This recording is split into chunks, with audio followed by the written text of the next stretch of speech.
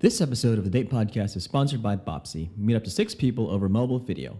It's video speed dating. Download Bopsy in the Google Play Store or iTunes. Check out bopsy.com. We know you love us, but the information on our podcast is provided for educational and entertainment purposes only.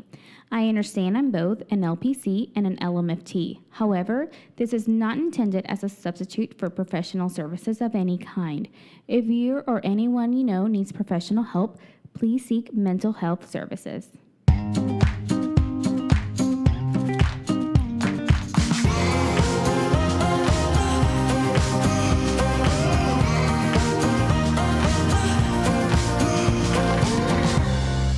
Hi, it's Emma. Hi, it's Zorric. Host of the Date Podcast. And we are very excited to do another show for you guys. Yeah. Because we have a guest. Oh, yeah? Yes. Who is the guest? She is a matchmaker. Yay. Hi guys, thank you for having me. I'm Michelle G, and I'm so excited to be here and have this time with you guys. Great. Wonderful. So yes, Michelle G is a certified matchmaker, best-selling author, and relationship coach with a Bachelor's of Science degree in social psychology. Michelle is passionate about helping professional singles remove the obstacles that prevent success in love and finding a meaningful relationship. Michelle's advice has been featured on Telemundo, NBC, and HuffPost. Learn more at www.michelleg.com. You can also follow her on at miss.michelle.g on Instagram. Wow, Michelle, you are very accomplished. Thank you very much. Actually my background. If I tell you a lot about my background, you'd be like, wow, how old are you? Because you've done a lot in your life. And I think it has a lot to do with my mom was really ambitious as a kid, and she pushed me. I'm sure you guys can relate to that. Yeah. Yes, Okay. very cool. And we have something else, right? Yes, so we have a listener question. Ooh, yeah. So exciting. Yeah. Keep them coming. Yes, thank you so much, because this was a good one. And honestly, like whenever you sent it, part of me was like, yes, I need help on this too. I 100% feel this question so much. Oh my gosh, I can't wait. And Michelle is going to talk about it. Yes, Michelle's also going to give her feedback on the question, so I'm really excited. Yeah. Okay. Thanks. So, Yes. part of her, email said it's refreshing as heck to hear you all discuss struggles and strategies for navigating dating for 30-plus-year-olds. Fact. Thank you. That's a fact for sure. And so she says, my question is, what tips can you share for single ladies 30 years old who aren't getting asked on dates? Super loaded question. And I felt that in my core. Did you? I did. Did you cry a little bit? Yeah, I may have been like, I need wine right now. Okay, so that sounds like a very interesting question that we would love to hear answers for. But first, you can find us on iTunes and Google Play or wherever you get your podcasts. If you like what you hear, subscribe and review. You can also send us more questions or comments at hello@datepodcast.com, or you can find us on Instagram and Twitter at datepodcast. All right, so now for the fun stuff, which is Michelle. Michelle, so... Yeah. All right, dating in your 30s. Yeah. Yes. So, first tell us a little bit about yourself. Like, how did you get, to where you are now? You said your mom was very ambitious. Yeah. So a little bit about me. My mom immigrated here from Ecuador, and literally she didn't know a lick of English or anything. And so, but she's, my mom was really ambitious. She pushed us. She always was like, focus, you're in a country where you can make your dreams happen. Right. And so when I was a kid, I strived to always be that best at everything to please my mother, that's another conversation, right? Yes, that's a whole, we're both Hispanic, and so I am relating to you at that perfectionistic level. I get it. And then the thing is, and it's something interesting that has to do also with our 30s too, when we date, that kind of comes over, like our relationship with our mom and how we treat men crosses over into really plays a big role in how we date in our 30s. But I'm going to get to that. Okay. Just a little teaser. Little teaser. Woo! Okay. So where are you from? Like, where did it all begin? Like, where? So I was born in I was actually raised in Brooklyn, New York. I was born in Hoboken, New Jersey, across the river. Mm-hmm. And so I lived there for majority of my life. When I was a really young girl, I remember watching C-SPAN, because my mom didn't speak English, and I remember seeing the President Ronald Reagan on TV. And that was the moment that I called my mom over and I said, Mom, I want to be the first woman president. That's what I want to be. Uh-huh. And my mom was like, sure. I mean, she's looking at me like, oh my God, you're a kid. Like, okay, whatever you want to do, go ahead, go for the stars, go for the moon. So I joined the Marine Corps. I ended up joining the Marine Corps 10 days after I graduated high school to try and make this dream a reality. So when you ask me where I'm from, I'm really from all over because I lived almost everywhere. I've lived in so many different parts of the world, and I feel like a little bit of me makes up everything. Yeah. You know what I mean? Yeah, for sure. Mm-hmm. So I did that, and it was a great experience. I served for 13 years in the Marine Corps, and what I did, it was a long time. Okay, so right now I'm trying to do math, and I'm really horrible at it. So I'm going to let you proceed while I'm counting in my head, because I'm doing like 18 plus 13. Okay, proceed. I'll let you take a stab at my age. It's okay. I'm very proud of my age, and the older I get, I wear my age with pride. Love it. Yeah. No, I really can't do math, so you have to legit give me a second. Well, while she's thinking, go ahead. Go ahead. So my job in the military, in the Marine Corps, was really focused on military intelligence and international diplomacy. So I had a really big responsibility and big job, and that's really where I fell in love with relationships, because being in that type of field, it's all about building relationships. And believe it or not, relationships can create a war or can, reduce one. You know what I'm saying? Like, it's so important to build relationships. And so I focused on that, and that's really when I fell in love. But I got sidetracked because I met a boy. I fell in love in Japan with this guy. Wait, how did you meet this person? Yeah, in the Marine Corps. So I lived in the barracks in Japan, and he was in duty. And one day he helped me with my groceries, and he said that he fell in love with me in that moment. I didn't believe him. I had to okay. Sorry, continue. No, I didn't believe him because I'm like, what do you mean you fell in love with me? Like, I was a hot mess. I was carrying groceries. I was 19, no makeup, wearing an Echo sweater. Like, really? Oh, I remember. Anyways, it was just, cute. Yeah.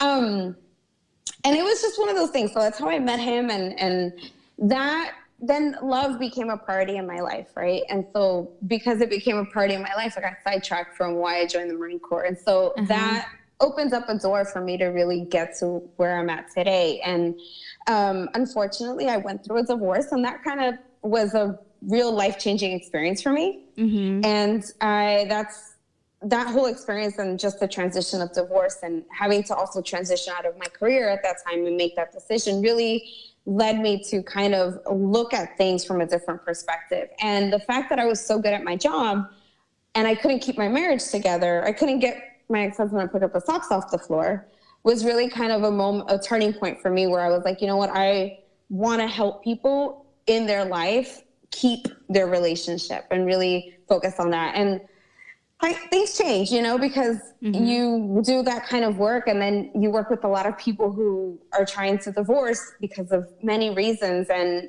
they end up being able to fall in love with who they were. And that was something that was really important to me, and my passion came from my own experience of not being able to make it work the first time. Yeah. Yeah. In my work with the couples and even with families, like especially the empty nesters, I help them focus on being the individual again. Yep. Right? Because and I've said this multiple times on the show before, especially as Hispanic women, our worth isn't on our careers. It's based on our relationship, and that's being a wife and a mother. And so being the individual takes the back seat. Yeah, right? Absolutely. And so Absolutely. I'm It's like your identity becomes your identity becomes your partner. Right. So my work was how to focus on the individual again and still believe that you are the wife and mother that you need to be. Yeah. Absolutely. So that was something that, it was just something that I felt like I didn't want any of the people to have to go through. And I ended up working with a lot of really great, amazing people. And that's how I wrote my first book. Yeah, that's how I wrote my first book, was because of the stories of the experiences that I had in helping these couples reconnect with one another. So it was before the matchmaking. That's what Yes. Nice. Okay. Nice, yeah. And so did the book kind of segue into the business? How did that work? Yeah, so the book, a lot of people, I started getting a lot of referrals. What ended up happening was people started saying, oh my God, I've met this really great person. And they had friends who were going through a breakup. And so here's how I started transitioning more into the dating and matchmaking, was that I started having a lot of referrals for women who were going through a major breakup or going through a divorce. And they were trying to, so what Emma said, trying to regain their identity, like figure out who they are again. Because and it happened to me, when you go through a divorce, again, you become your partner's identity, right? Yeah. It is really challenging to maintain that. And so from there, that kind of transitioned me into working with women who were in a relation, who weren't in a relationship and wanted one. And then, they were like, can you help me? You meet some really great people. And so then I was like, I have to go back to school. I need to go get certified. I need to go do this. And so that's what I did. And kind of, it was really my target market who started kind of pulling me in that direction. And you're in business to solve a problem.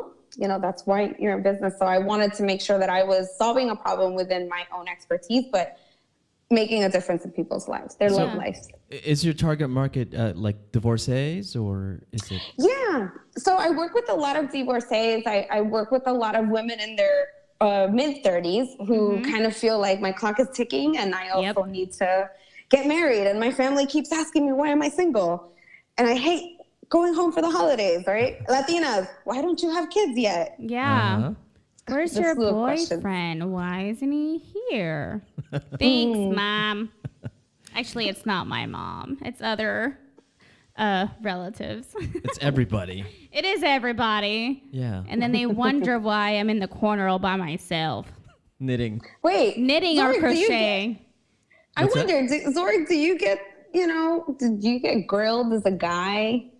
Not really, because I'm a family of 3 boys and we kind of just run wild and crazy, so. But my parents, they do want, kids from one of us, grandkids soon. So Yeah. There's a little bit of pressure. But I know. Like, they keep putting their, I'm getting old pressure on us. I don't think that way. Stop making me think like that. Yeah, I don't feel that way either. No. I honestly, there are times where I forget I'm 31 and I'm like, I'm 25. And, because I feel so youthful. I look so young. Of course. I love it. I love that I get carded. Card me all you want. I know.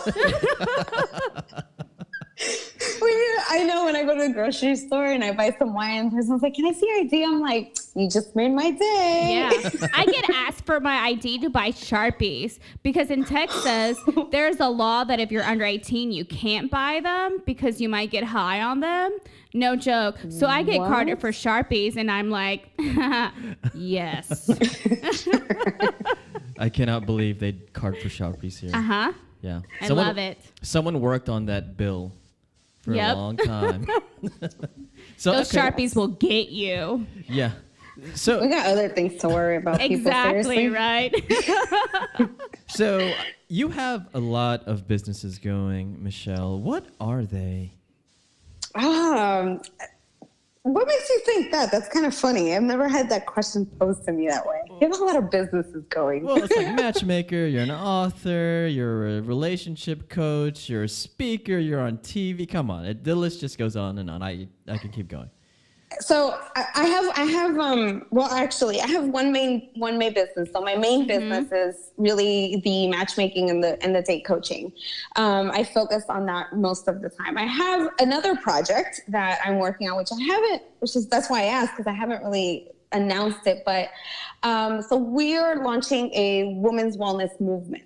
That is, and it's kind of an extension of part of the women that I've worked with over the last 6 years that I've been in business have been women who, again, want to regain their voice, regain their confidence, right? And as you're transitioning in life, there's just some things that are still not talked about. You know what I mean? And particularly women who aren't in their 30s. I feel like what? What do you mean? What are people not talking about? I'm going to tell you something about my fucking hormones, man. I love how passionate you're getting about this right now. Like, I am so in love. Aw. Hashtag girl crush. Yes. No, dude, my hormones in my 30s, our hormones fluctuate so much. And you think it's like, okay, is it because, especially for me, I'm married, but I don't have any children. So I'm 36 and I'm like, my hormones are constantly changing. Like, I feel like my body fluctuates and some things affect me differently than other things. And I go to the doctor and I get a thyroid test or I get blood work done and they can't figure it out. And I feel like those things are not talked about with women in their 30s. We're like forgotten. Yes. Medical studies are showing that doctors, when they work with pain with women, they treat it a lot more different than they do with men. So a lot of times doctors think that like it's somatic symptoms for us when we're actually in pain. Same thing with period cramps are real. They're legit. Yes. They're the worst. And it's kind of like, we'll just like take some medicine. No, you don't understand. No. Like, I'm having hot sweats. My back hurts. My breast hurts. Like, everything hurts. And you're telling me just to take a pill to fix it? Yeah. No, I need to lay down and not talk to anyone for like 24 hours. Leave me alone. Well, hold on. I think that's a male doctor, right? I bet female I have doctors. I have a female OBGYN for that reason. Yeah, I gotcha. Yeah, it's just things like that. You see what I'm saying? Yeah. Things that men don't understand. I don't understand that. Right. Yeah. And that's so that like the expectation is if I went to a male or female OBGYN, they both should be able to understand what I'm going through. However, I chose a female OBGYN because I thought, okay, so there's things that are going to come up that, yes, I can talk to a male about.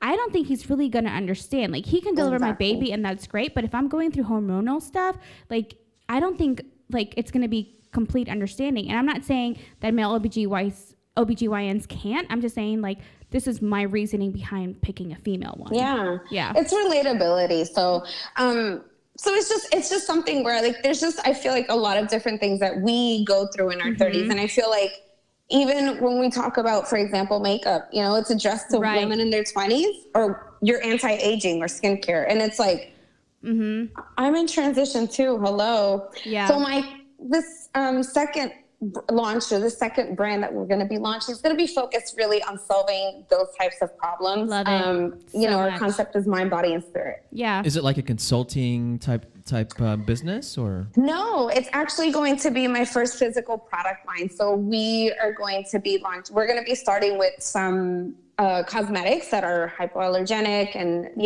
really non-cruelty and focused to women that are in their 30s that hustle during the day and at night they go out and they're, just hanging out and having fun and living life. Are you doing like a subscription model? Like I'm going into like business school right now because the subscription model is hot right now. Is it going to be like that? It is. Yeah. It is. I considered it, but I think for the vision that I have with the different product lines that I want or collections within this new company or this new brand, I should say, that isn't going to fit my 5-year vision. Gotcha. My 5-year plan. Well, whenever that happens, let us know because we'll promote it and talk about it. Oh my gosh, I'm so come back on. excited for this. Yeah. Like, I love that because this is a population, like divorced women is a population that we do forget about, and like they are starting over, and we forget that it is a new beginning for them, and that like this is amazing because you're empowering them again to be able to make these financial choices. You're empowering them to like,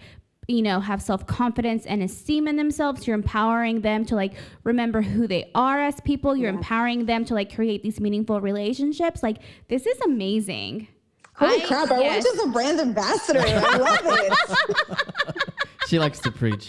I do love to preach, man. I love like women empowerment is my jam. Yeah. Like, I was just at work today talking to my kids about like body image and how like not like we all struggle with body image, and so they you know they asked me the question like, did you have an eating disorder?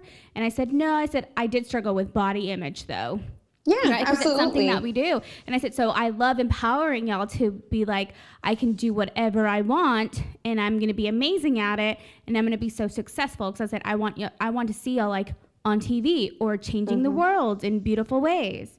So I'm so excited for the CVS campaign. I think it's CVS that they're gonna be doing all pictures but no touch-ups or something like that. Oh, wow.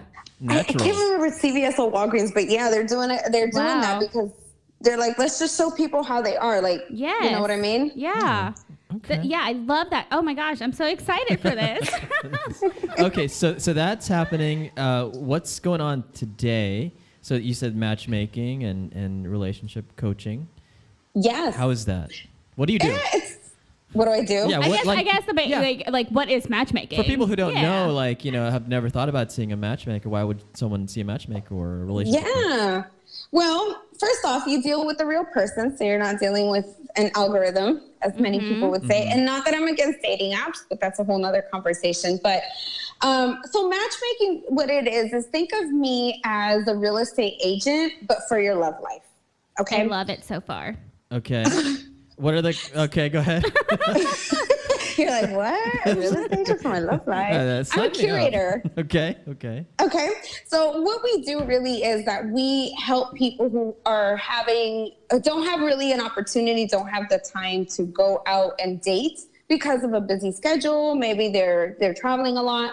And we basically get to know what it is that they're looking for. We bring quality people with quality people who are looking for the same relationship goals and the same desires. So if you tell me as a real estate agent, hey, Michelle, I would like a 2-bedroom house that has 2 floors and it has a yard and marble counters and blah, blah. Okay, I'm going to take that into consideration and do my best to find a couple of choices for you. Okay, so hold on. Matchmaking is the same. So let's back it up here. So do you mind asking Emma like just 2 or 3 questions that you typically ask? Like, what are some things...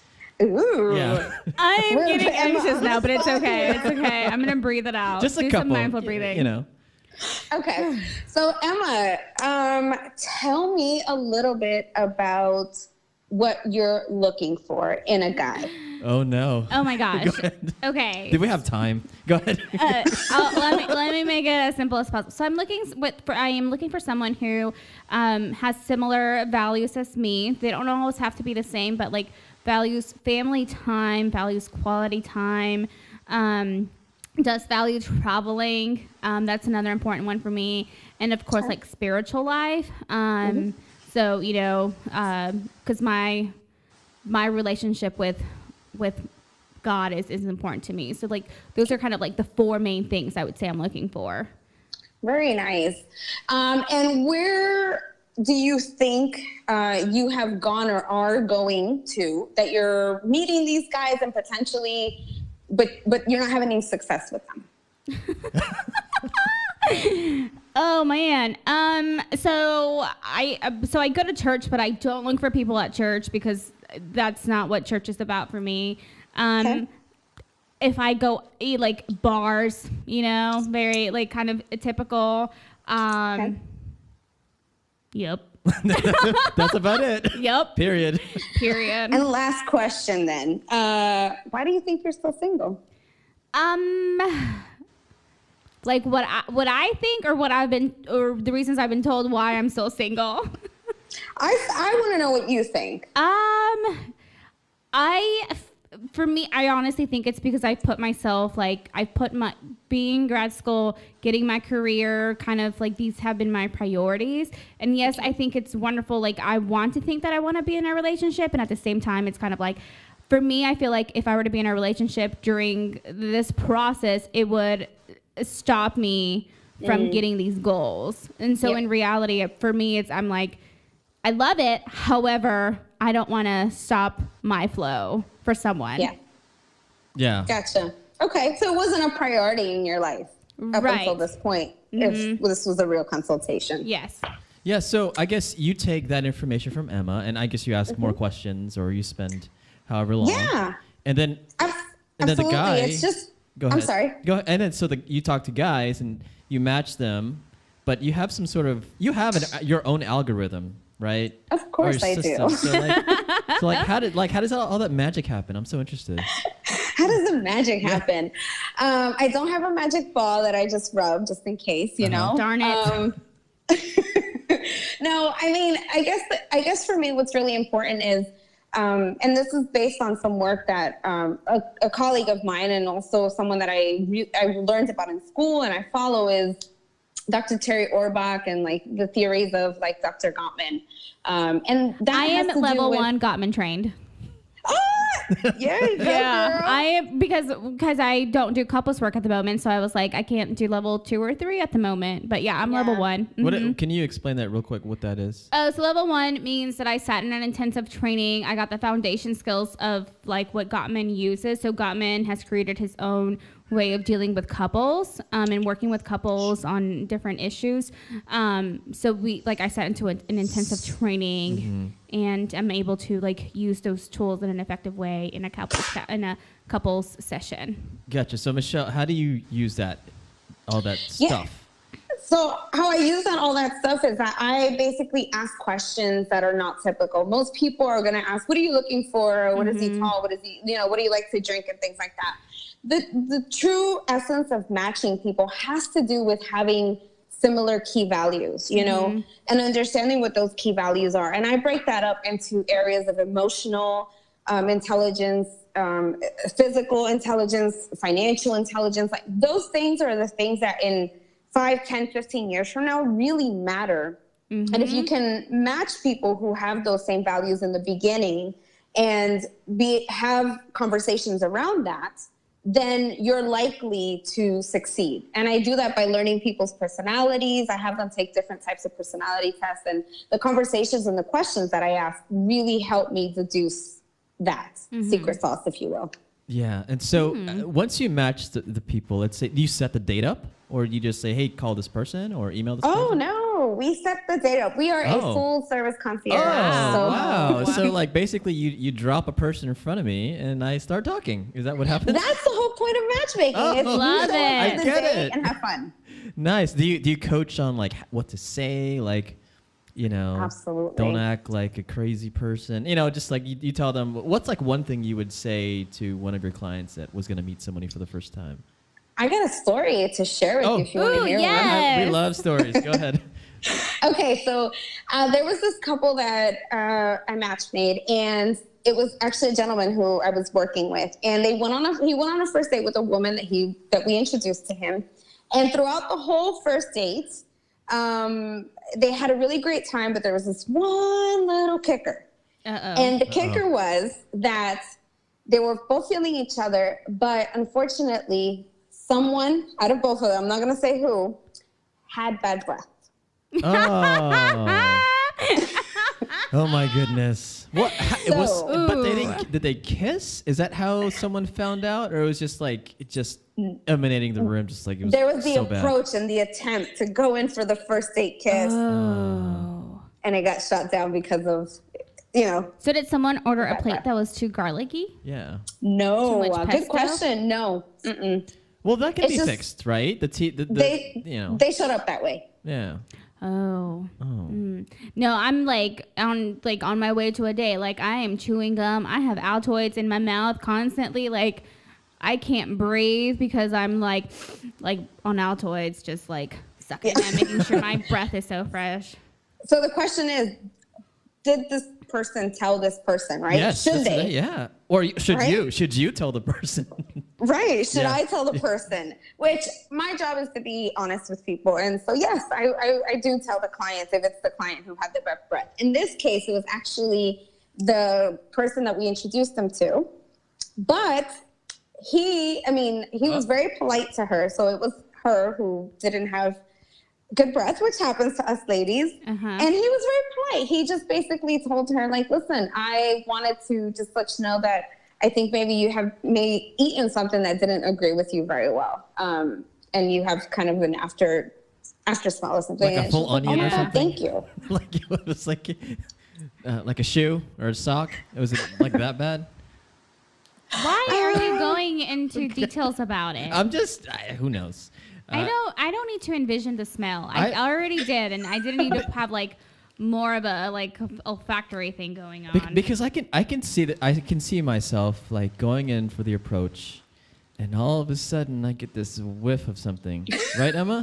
And then like my facial expression just turns like weird, and then I don't know, but and then if you did that, my reaction would be like, oh my gosh, it's me, isn't it? Like, that's because I'd be self-conscious. Yeah, but did he go in for the kiss and then like stop or something, or did he just? Yeah, so he kind of went in for it, and then he just, so basically it was the end of the night, and he went to go give her a kiss when he hugged her.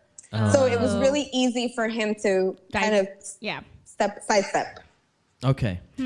So the moral of the story, Michelle, is to always have Altoids on you, or always have Altoids on you, and number 2, do a quick bathroom check before you meet up with the date. Okay. Quick bathroom check everything out. Gotcha. And do you give them like icebreakers or anything, or you just yeah do you say like, I think it's important too that I tell people to be themselves. Okay, so you always have to be yourself, be who you are, but go into a date with at least 3 topics of conversation that you want to talk about, and have some questions and stories to share. Yeah. Okay. And then that's the next thing I want to talk about with we want to talk about with you is like your philosophy, but I think you did kind of go into your philosophy. You use a lot of the Gottman, right? Emma can elaborate on that. But like, what other hints and tips and tricks can you? Because our audience is mainly single. I would say late 20s, 30s. Yeah. That's our audience. And Emma's single, I'm single, so we're going through this all together. And so like, what do you have any that you can kind of share with us? Of course. I'll tell you, my dating philosophy is really, I can sum it up in just a phrase, and it's a healthy relationship starts with you. Me and my entire team, that's something that we talk about, we preach about, and it's in everything we do. And I don't mean that just from a place of like self-love, like, oh, you got to love yourself and take care. That's important. But I say about anything else in life, when you really want something, you have a plan for it, right? So a healthy relationship starts with having a plan for yourself, for the things that you want to go after. And I think that women in their 30s have a plan, which is part of the reason that they also struggle when they date, because then they approach dating as, let me give you an interview and see if you're worth the next 30 minutes of my time, or I got to go. We want our men or our women the way we order our Starbucks. And that mentality is not helping in today's dating world. Yeah. Technology really has not helped. It's not. No. So you talk about have a plan. So you're meaning you like a plan on what man you're looking for, or a plan for your goals, them. Or like have clarity towards who it is that you're looking for. Okay. What it is that you're looking for in a partner. Have a plan as far as like, where am I going to go out to meet this person? When I want to buy a really nice pair of shoes, I go to Nordstrom's. That's my plan. I don't go to Payless. I go to Nordstrom because I want a nice pair of shoes. So if you want a nice guy who shares the same values as you, where does this guy hang out? I need to go to Cabela's. Yeah. Cabela's. You want a country man? I do. Cabela's. Or Bass Pro Shop. Do you guys have that over there, Michelle? Cabela's or Bass Pro Shop? We got Bass Pro Shop in Miami, but we don't have Cabela's. It's a hunting store. It's the same thing. So yeah, probably not. So if someone has their I guess their values down or what they're looking for in a man, there's a thing that Emma and I talk about all the time. It's called FOMO. Oh yeah, the fear. Even though even though you know what you want, people are always looking to, I guess you can say, quote unquote, trade up or look for something better. What are your thoughts on that? I think that mentality and that being so wrapped up in that is kind of what could potentially lead you to, miss the one that got away or be part of the, oh my God, I met this really great guy. I should have done this. Because the truth is that it's not that there's something better out there. I think we're led to believe that, you know what I mean? But sometimes because of that, we don't give people a shot. Yeah. But how do you know when? That's like the golden question. What do you mean? Like, how do you know when is who you meet the person and you think the person's great? Is that person the one? Like, are there signs that tell you that this person is the one? Or do you just kind of wait and date other people? Well, let's talk about that. I'm really glad that you brought that Zorric up, because that's the first problem right there. Why do we have to go in with like, is that the one? Let me tell you something. When you were in your 20s, you know why dating was so much fun? How? Why? Because you went there to have a good time and you wanted to you made a friendship. And then if it led to something great, and if it didn't, then you made a great friend. And that's how we make friendships, and that's how we laugh. And now in our 30s, what do? We put all this pressure of like, how do I know if this person's the one? There's always this question of, is this person the one? And it's like, how about, is this person someone that you just want to get to know? Yeah. Oh, I think so like reframing the question. Yeah. Yes. And I think the mentality is that, we're 30, we're running out of time. We want this one to count. I've heard this from a lot of listeners. I mean, both male and female. Yeah, let's be fair, because I think men, I don't think you guys are as vocal about this as like we are as women, because again, like, society tells you have to be logical and not emotional, right? So like you guys can't express this as much. But I do think that there are times when like when men do settle in a relationship, even though they're not happy, because they're worried that if they don't like get married now, they're going to be single the rest of their lives. And who wants to actually be single? As humans, we want that companionship. Absolutely. Right? Like we are just, back in the caveman days, we were little tribes that traveled together. Like this is something that is just in our nature. Yeah. So Zorric, question for you. Oh, yes. Sure. Yes. Oh, no. Because I always feel like you're going at Emma. So you know what? Team. Yay! Team my Emma. Okay. What's the question? So my question for you is, what are you looking for? Oh. We don't have time for this. Yes, we do. We make time for me. We make time for you. But That's right. I think I have a lot of. I'm looking for similar things as Emma, but please, we're friends. We're friends. Like, no, I don't want to have this conversation again. Like, Zorric and I don't want to date each other. We're friends. Get over it, people. He's like a brother to me. Yeah. Okay. We got it It's last because time. you guys have good chemistry. That's why people can hear that. Okay. Well, no, I want someone with the same, like, for me, a career. No, you have to repeat the values. You can't just say based on what Emma says and then have them rewind. Well, first of all, what are values? But that's another question. But no, I just think someone that's independent, has their career together, someone that has hobbies, because I like my own time. I like to do my own thing, whether it's like read a book or work out or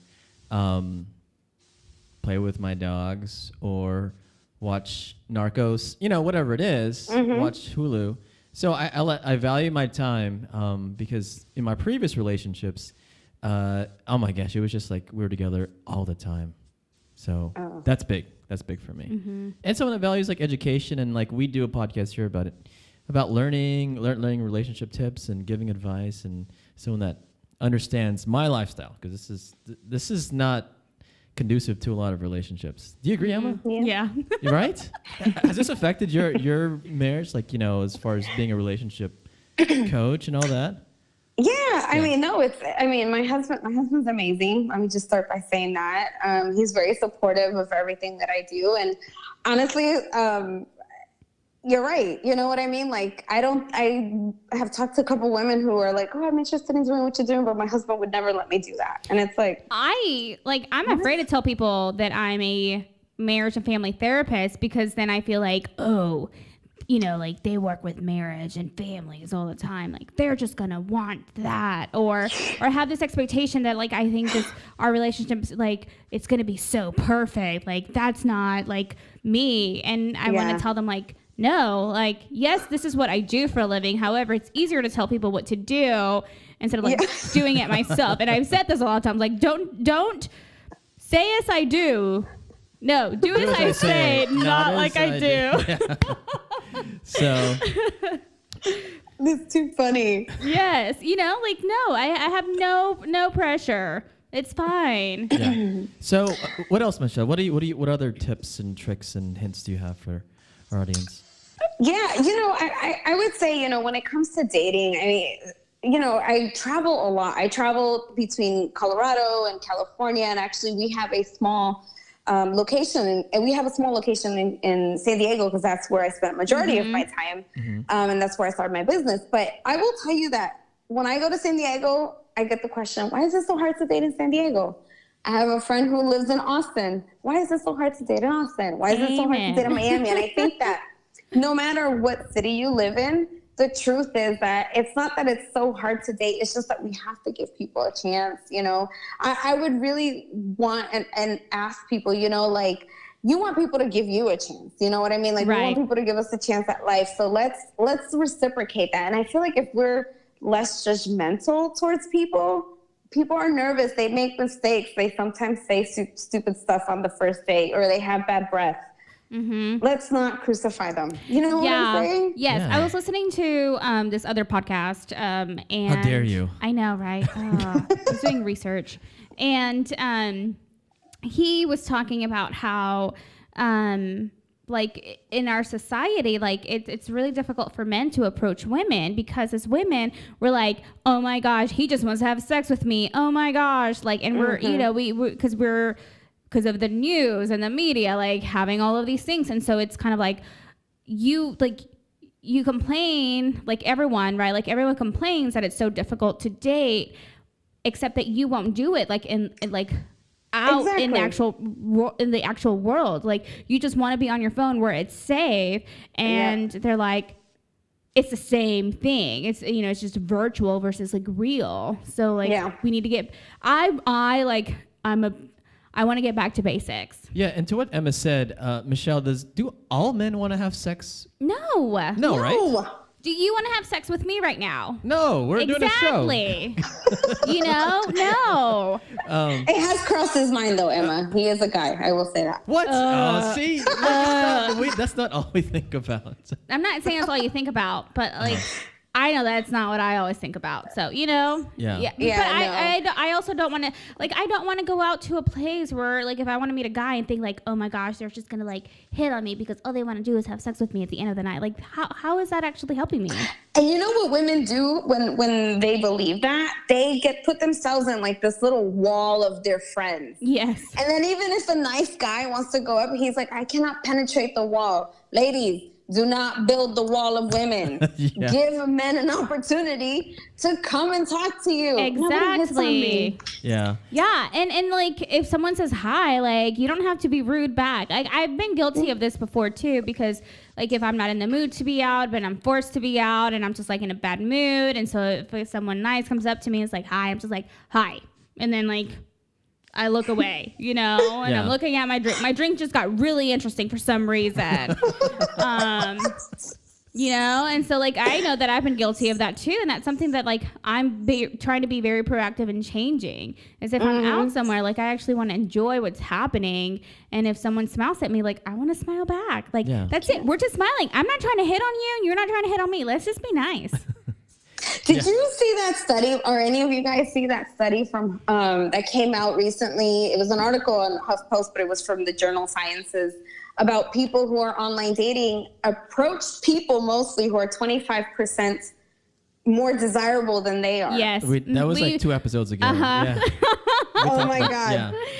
You know what? That's another thing too. People, be aware. I mean, listen, be aware of who you are and what you're offering at the table. Wait, because hold on.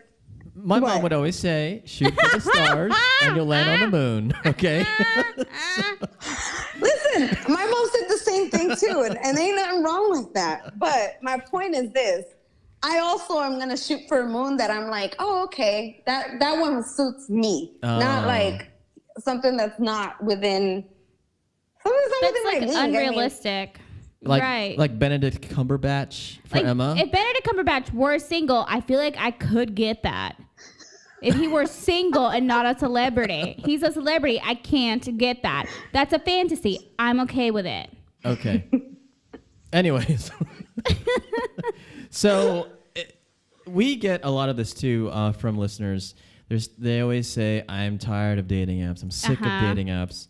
What do you tell? What should people do if they are tired of dating apps and all that? Yeah. So I think, the next thing, first off, let me just tell you, 2019 is going to be, I think, a big year for dating apps once again. And it's just because there's so many new features and things that are being introduced. Mm-hmm. And then Facebook's coming out with its own app too. Yeah, that I think 2019 is going to be a really interesting year for apps. And I think it's just going to change or something is going to evolve from that. That's just, just a hint I have. But, if you're tired of dating apps, I say go to single experiences, like do single travel groups, travel things.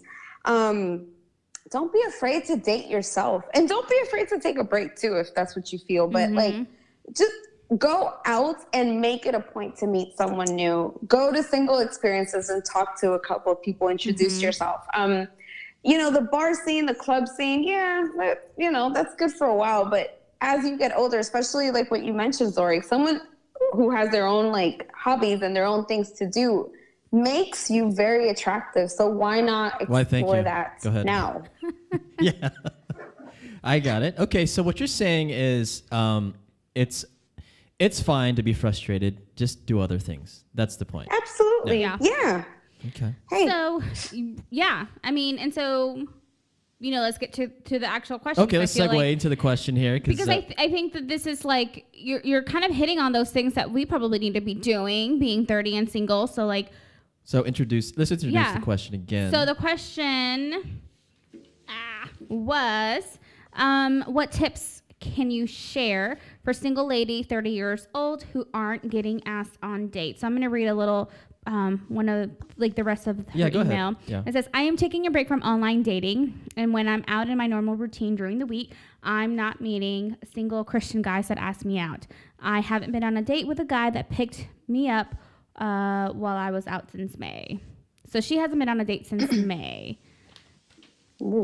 So what? I guess we can. Where can we start? How do we dissect this, Michelle? How? Yeah. Where do you start? Yeah. So with this, I mean, obviously, one of the things that I would say is, okay, so she's looking for another man who is Christian, who has similar values to her, right? So this is something like, is there any Christian events that happen in where you're going, or there are other Christian groups that do trips and things like that? But I want to say something in regards to like guys. She said specifically that guys don't hit on her, period, right? Yeah. My question to her would be her body language. What's your body language saying to the people around you? Because I'll use me as an example because I'm here. Like when I go out and I'm not in a good mood, like I am very closed off in my body language. Like I'm not smiling. I have a drink in my hand. I might like half smile at my friends, laugh with them, but then if I look around, I'm like, no, like serious face, right? And so in that moment, I know that I'm not approachable. And sometimes I do it as a mechanism to like not get hit on. And then I'm complaining the next day, I didn't get hit on. Well, I know because it's my own fault. Like I know it, Well, on the flip side, if you're too happy and too jovial, I'll be like, she's having too much fun. Why should I mess up her fun? Why would you think that you would mess up her fun? I know, that's exactly where my mind went. I'm like, don't you want to be part of that fun? I mean, yeah, but you seem busy, so I respectfully will pass. So I have to have a medium amount of fun? Yeah. Yeah. What is a medium amount of fun? It's like half of fun, like fun divided by 2. So like half of my face is smiling and Yes. the other half is like serious. Yes, perfect. Got it. Okay. Yeah, good Okay. visual. Like Two-Face. Okay. Like Two-Face. Yes. Cool. Yeah, Batman. So what else, Michelle? What else can? So when she says here that she's not getting asked out on dates, could that mean also on like Tinder or Bumble or something like that? Yeah, it could absolutely mean that. But I think she said she's taking a break. But let's talk a little bit about online dating. I mean, Okay. First question: how many dating apps are you on? One. Truthfully, Who? I'm on one either right one now. of you. I'm on Bumble, Tinder, and I'll get on League. The League. Okay. Yeah. Okay. Ding, ding, ding. Listen, one dating app at a time, people. Oh. So I did it right. I get a gold star. Oh, nice.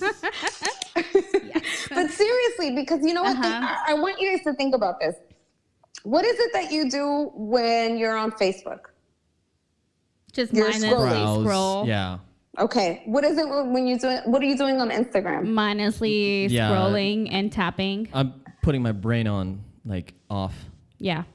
Right? You're trying to be entertained. Yeah, and so yeah. then it's the same behavior and it's stimulating the same part of your brain when you're going on a dating app.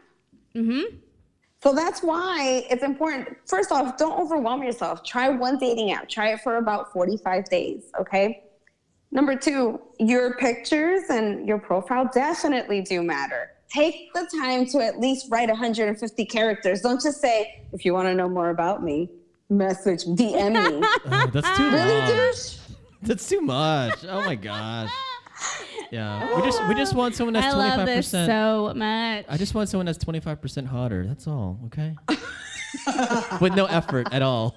And then we'll with Michelle's assistance, she just like backs up the truck and like it's like a refrigerator being delivered like to my seat. I unbox the box and see a surprise and it works out. And she's the one, right? She's the one. Okay. Oh my god. Yeah, no, Anyway. fantasy land over there. Okay. And he's trying to like make me seem crazy today. Okay, so you're saying pictures and Yeah. and text and Yeah, bio. absolutely. Writing some stuff, but I think, you know what I mean? I think what's important is the takeaway from that is that that's why we kind of get exhausted from dating apps Yeah. because we're already doing that behavior all day long. So the best thing that you can do is dedicate a very specific, okay, I'm only going to go on my one app morning and during my lunch break or during my lunch break and at night. So that way you're not constantly doing that and you actually can take a moment to actually appreciate what you're looking at instead of just mindlessly swiping left or right or whatever, you know what I mean? Whatever behavior that is. And you know what? Don't be afraid to end with a question and ask for what you want. Hey, I'm looking for a nice guy who likes to surf. By the way, do you like sushi? Like, make it engaging, make it fun. I feel like some people are like, write this long list of, I'm so cool, I'm so whimsical, I'm a traveler. And it's like, Everyone says that. right. What I makes don't think you I'm different? whimsical. Yeah. You are sometimes. No, I'm a rule follower. Okay. Yeah. So, okay, Michelle, what if she's talking to somebody, like, you know, through Bumble, Tinder, or maybe they met at church, and they keep hanging out, or maybe they keep hanging out at mutual places like church, but the guy's not, and she has an interest, and the guy's not asking her out. Can she ask him out? Yes.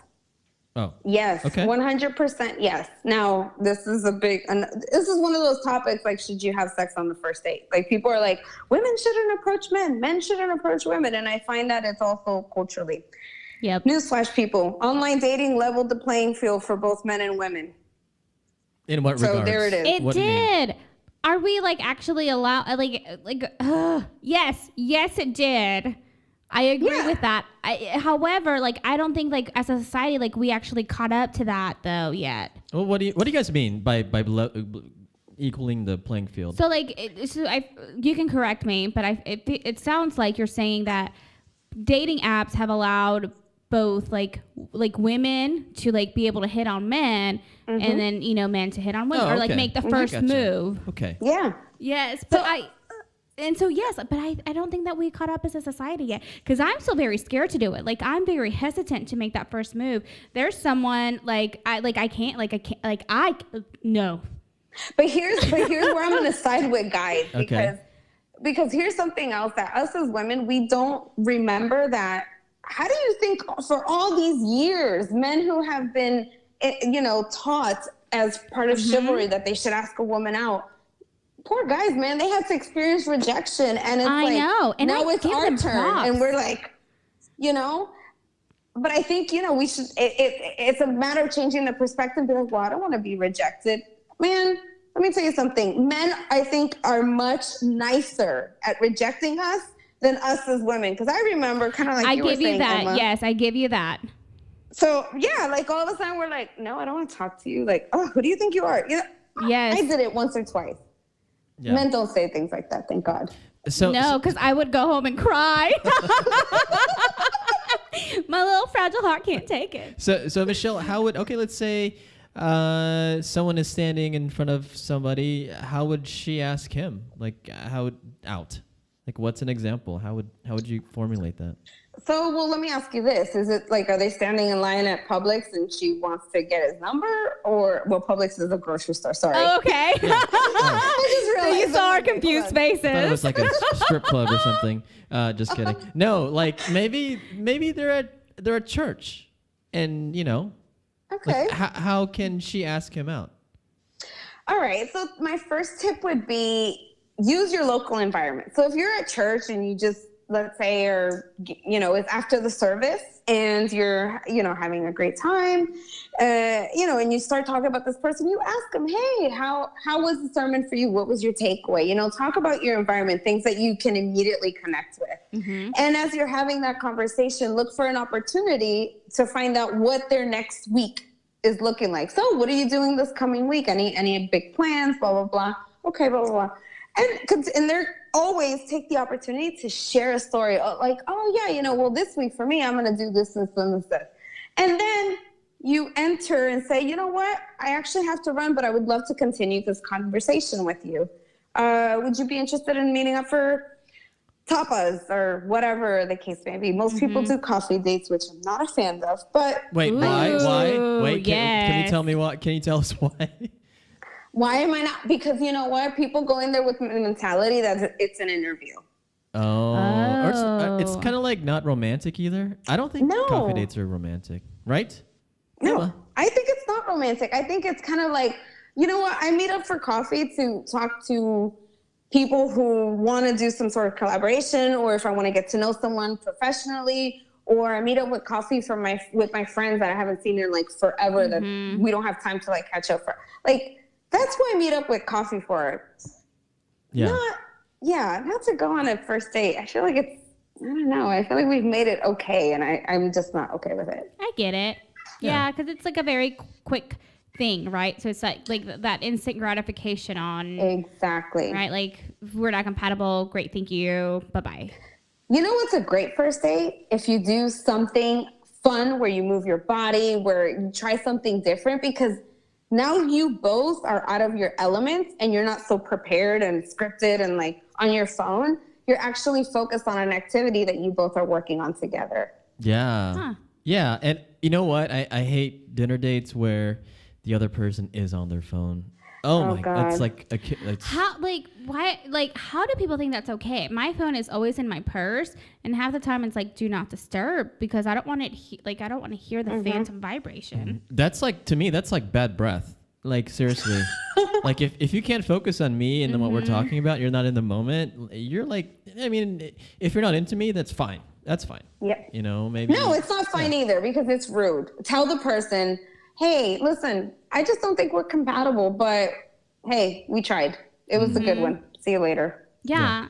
And I yes. And like the honesty piece of like, I don't think that we're compatible, I think is really important, because in the past we've talked about how like just like human population in general, like they don't like confrontation, right? And so like they think that's confrontation, or it's uncomfortable for them to have that conversation, and so they choose not to have it by either ghosting, not answering back, whatever it is. That's how men do it. They ghost. Yes. And women too. Women do too. Yeah. Yeah, women We do do too. too a lot. It's equal on both sides. I do not pick a side there. Yeah, and I think also, Michelle, you mentioned this in the other segment about just going out and doing more things, because she says here in her question that she does her normal routine. Maybe she needs to shake it up, right? What do you think? Absolutely. Like do other Try things? different things. Like try something out of the box. Go to a meetup and meet some new people. You know, I think sometimes we're creatures of habit, so we want to stay in our comfort zone. Like, what's a new activity that you've tried maybe in the last year? Like a new activity, either one of you. Emma has not tried a new activity. Oh my gosh, like there's crickets happening right now Actually, in my brain. I can't even think of anything either. I did something cool. I did pole dancing. Oh, okay. Oh, that's fun. Okay, that's cool. See? That's new. It's different. It's good for my self-confidence. Yeah. My husband benefits from it. Yep. Everybody wins. Yeah. Yeah. Oh my gosh. I need to go do some We need to do stuff something now. Thanks for making us feel so good about ourselves. Yay!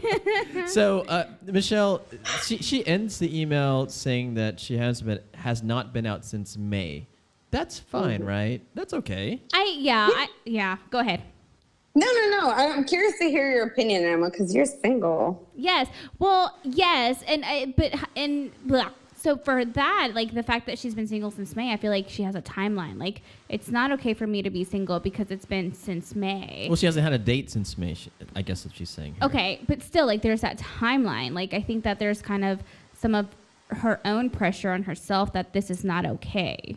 Yeah, and I agree completely with Emma because it's not about. It's definitely you don't have to be dating all the time. Sometimes it's good to take a break and just focus on yourself again and focus on the things around you and don't put pressure, don't put a timeline on it. The more pressure you have, I feel like it clouds your judgment because you kind of put on these blinders of like, okay, I'm only looking for this. And then you make decisions and you act from that place. And you don't get that whole picture, because it's great to like have like the logic behind it, but you also need to be able to see like everything around you to make that like correct choice. Because if I'm only focusing on like the fact that there's a rattlesnake, but I can't see that there's like something that I can jump to for safety, like I'm thinking I just need to run away and I'm gonna die because that rattlesnake's gonna bite me.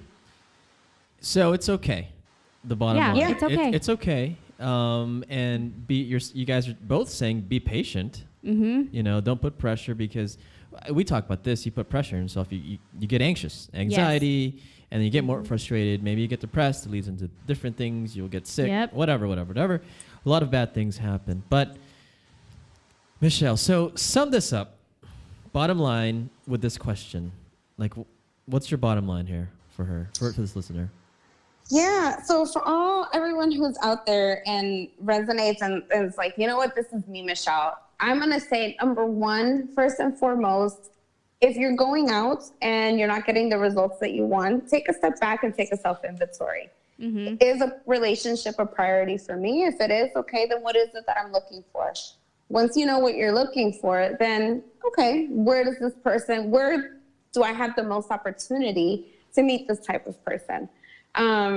Because it's important to have clarity. Clarity is so important in our lives. So, and if you don't have that clarity, that's okay too. Just take some time and learn about it. Spend some time thinking about it for yourself, because at the end of the day, that's what's going to help you keep looking for someone, and you're going to be able to see that and find that person if you have clarity. So that would be my bottom line. And if you're single and you're going through a heartbreak and you're like, I just want to go from one relationship to another, which is what happens with a lot of people, I'd say take some time to just sit in what you're going through, because the breakthrough that you're going to have after that is powerful, and it's lessons that will help you get to what you want quicker.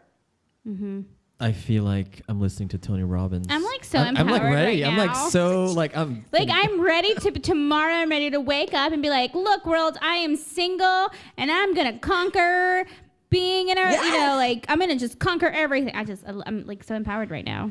I could go run a marathon. I know I can, but I have the mentality. So we have a problem here, Emma, because we can go on and on and on with Michelle for I like know. 10 hours. Do you mind coming back? And there's so much to talk about.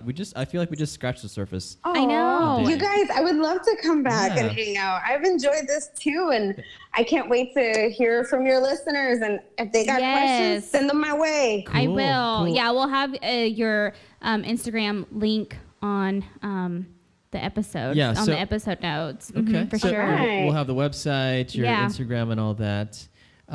So thanks, Michelle. Yes, thank you so Yeah. much.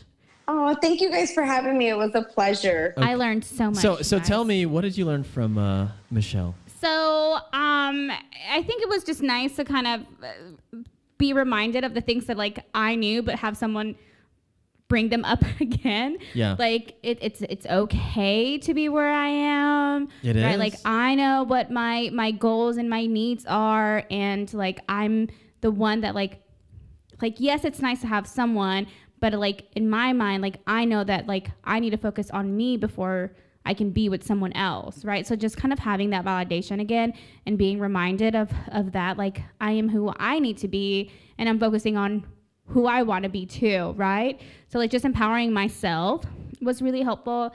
It was also really helpful because you got me a little bit out of my comfort zone, which really doesn't happen much. Yeah, usually it's me putting people out of their comfort zone, right? So it was a nice little change, and just like remembering, like I need, like if I'm going out, like where am I going out? Because that is important, right? But we get stuck in the rut of like going to bars. And if I'm out, like, I need to remember my body language, which again, like, I know this, but I forget about it because Yeah. you can kind of get into that routine. So it was just a very helpful reminder. So thank you. Thank you so much. Yeah, and I learned a couple things, actually a lot of things from Michelle, but, pertaining to the listener's question, go get it. Go Yeah. get it, girl. If you want it, don't waste time. Also, Michelle thinks that we are fine art, and she's a curator for fine art. I am a Picasso for everyone out there. And I would consider you more of a Monet, but that's fine. okay. And who knows? Michelle might be the next president. We'll see. Yes, we'll Yeah? see. All right. Love it so much. Well, thank you, everyone. If you have any questions, comments, or topics that you want us to discuss, you can always leave us an email at hello@datepodcast.com. You can also follow us on @datepodcast on Instagram and Twitter. Thank you so much for listening. All right. Bye. Bye, Michelle. Bye.